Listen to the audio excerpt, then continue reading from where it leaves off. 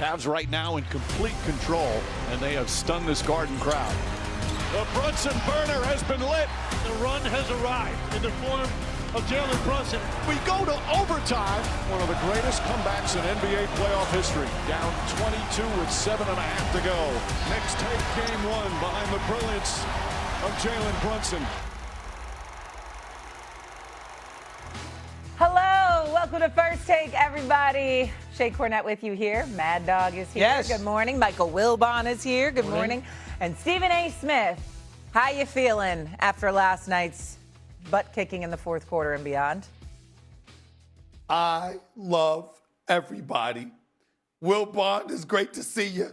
Doggy, I even love the blazer. Everybody is great. The skies are beautiful. It's sunshine. It's orange and blue skies, baby. Oh, this is a beautiful feeling. It's a beautiful, beautiful morning in the neighborhood, everybody. I just wanted to say that. I love everybody. To everybody. I hope everybody's great. I'm feeling wonderful. Good. Let's capitalize on the good mood, okay? For a change. We're going to keep the vibes high here on First Take. Let's go to last night at the Garden. What a night. The Knicks did the improbable, of course, down by 22 with 7:40 left in the game, and then Jalen Brunson basically went to work, scoring 17 of his 38 points in the fourth and overtime to lead the Knicks to a Game 1 comeback win in the Eastern Conference Finals. The Cavaliers left in absolute disbelief. The Knicks became the first team over the last 30 postseasons to win when down 20 or more points with 7 minutes remaining in the fourth. James Harden shot just 1 for 7 in the fourth and in OT. So here's Cavs coach Kenny Atkinson being asked if he considered benching Harden, who Jalen Brunson basically targeted down the stretch. No, listen, he's been one of our best defenders in these playoffs. I trust him. You know, smart, great hands. Didn't think about that. Sometimes you got to do what the game dictates, and they were trying to do the same thing with Jalen, and so we said, okay, you know, we feel like we can play that game. We try not to play that game much, but we feel like we have a guy that we can play that game with, and Jalen.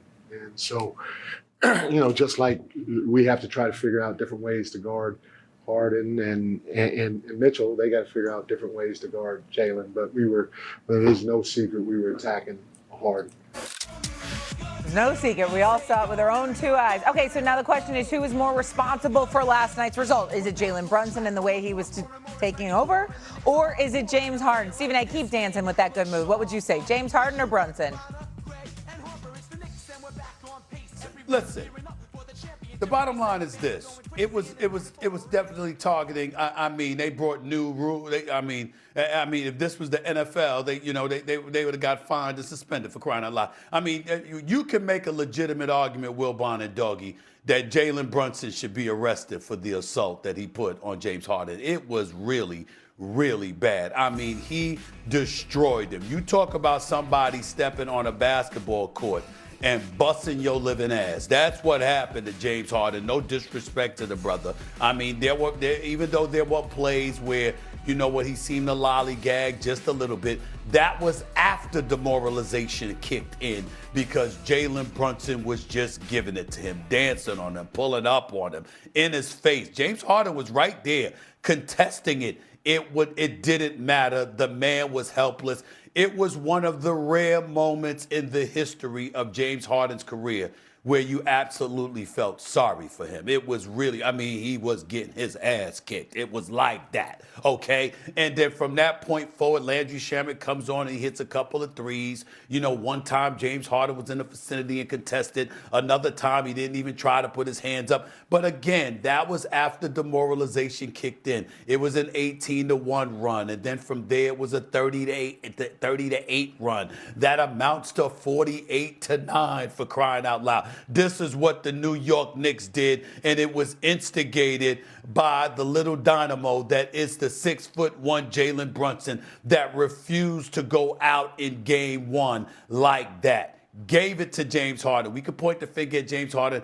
I think The egregious part of the evening was with Coach Kenny Atkinson for a bevy of errors he made, not utilizing timeouts, sitting up there with that ridiculous, utterly ridiculous soundbite talking about he trusted James Harden. Damn, watch the game, see the flow of the game, recognize your boy is getting completely abused, call a timeout, change schemes defensively, do something to show him, to help him out. Not only was he abused and assaulted by Jalen Brunson, but he was also neglected by his coach, who showed no sympathy whatsoever and left him on an island to handle his own business, which he was clearly incapable of handling. I don't know if James Harden's going to recover from this. I ain't going to lie to you. Because when you get your ass kicked like that, the only way to come back from that is to make sure that you're prolific offensively,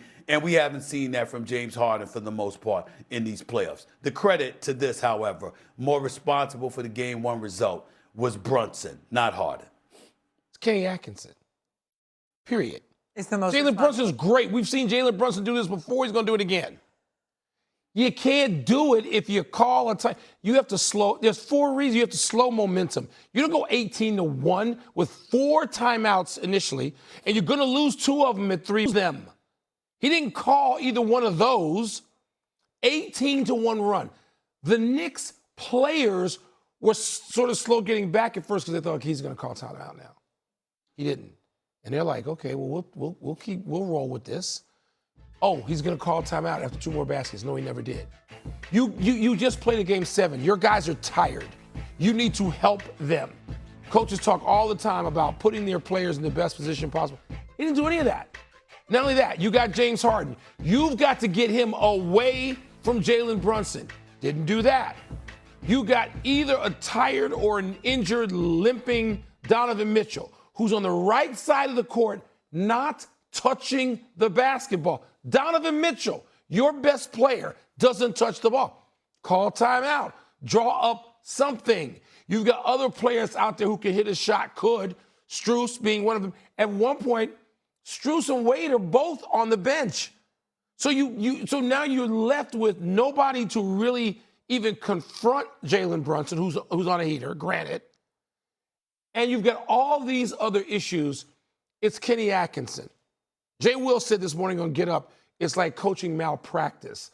And I'm attributing him because that's the phrase. It was so bad to not use the timeouts, to not design. You're going to let the Knicks dictate all the action and just say, we're going to confront James Harden. And Kenny Atkinson, look, he had to say that before the cameras.